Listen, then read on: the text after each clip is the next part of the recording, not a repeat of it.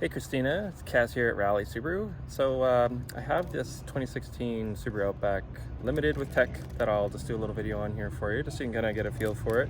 If you're not familiar with the Outback, it is a ancestor to Subaru's wagon that they used to have. So now this Outback is kind of like a lawn SUV or a tall wagon, or not really quite sure how to classify it. It is kind of unique in its size and proportions. So let's have a look at it. I'll show you kind of what makes the Outback unique and some of the features that this one has here too. So let's get a little bit of a stand back shot here. You can see it is a bit longer than most. It's about 10 inches longer than like a Forester, or maybe like to be comparable, like a CRV. So this particular Outback, let's see, we've got fog lights, we've got a block heater, we've got LED headlights. We have an 18-inch alloy wheel. Subarus generally, when you're looking at SUVs, are going to have this cladding in all the really high wear areas, so along the front and along the sides and along the back. What's nice about the Outback here too, you do have this expandable rooftop storage, so we can swing one of our crossbars into place one way and the other would swing in the other way. And if you don't need those, then they'll just function as roof rails and crossbars. One sort of unique feature Subaru has done for many years, is this, if you can see it here, hard to spot. Yeah, it's impossible to spot. There's a heated wiper element. There it is. So when you do hit defrost, you're defrosting all your windows, your mirrors, sorry, not all your windows, but your rear window, your side mirrors, and also your wiper placement too. This Outback only requires regular fuel as well, something worth noting. You have a power liftgate. You have this accessory rear bumper step pad, nice little touch. And now we see this nice lawn floor, if I can sort of capture it here. But it is quite a lawn floor, and this is nice because you can easily fill it up with gear. You do have sort of these one-touch seat fold-down levers too. There's cargo tie downs, there's 12 volts at the back, maybe an electric cooler or an air pump. There's a Harmon Kardon sound system, because this is a limited trim Outback. So Harmon Kardon sound system with the sub at the back.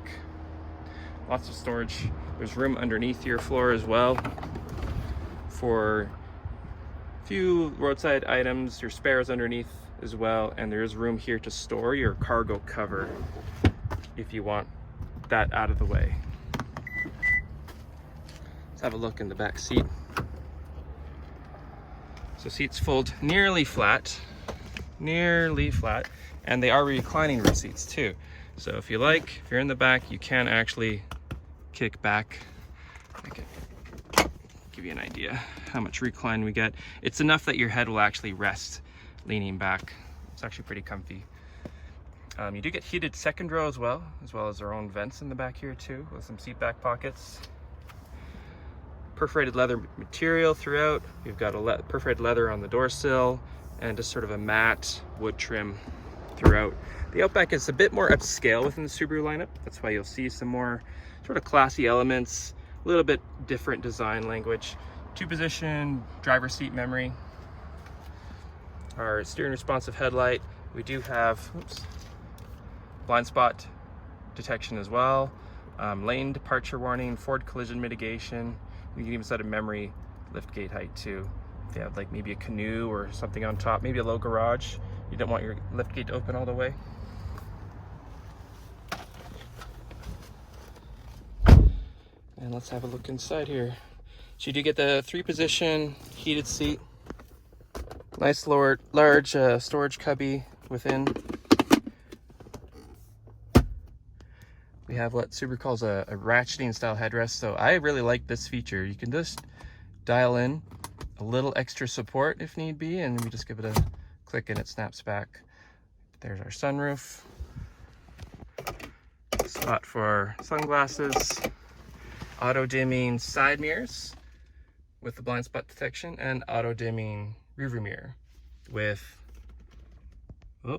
focus, home link. It's hard to capture on this sunny day. Push button start. And built-in navigation as well. So it's very nicely equipped.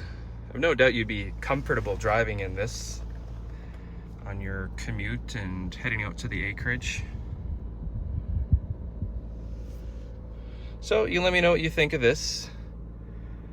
If this seems like it's a contender, like I'd mentioned before, we do consider the Outback to be the best ride. You know, if that's something you're looking for. You do have a lot of highway driving, a lot of commuting. You know, it's good on the highway, but a longer wheelbase is good in the city too, because it just soaks up the bumps that much better. The Outback also benefits from a bit more sound deadening, so just a little bit quieter, a little bit more refined. Just sort of, we're going for a different sort of end goal with the Outback as compared to the Forester, where it's kind of a more nimble all-rounder. So yeah, let me know what you think, Christina, and we'll be in touch. Enjoy the sunshine and take care. Bye.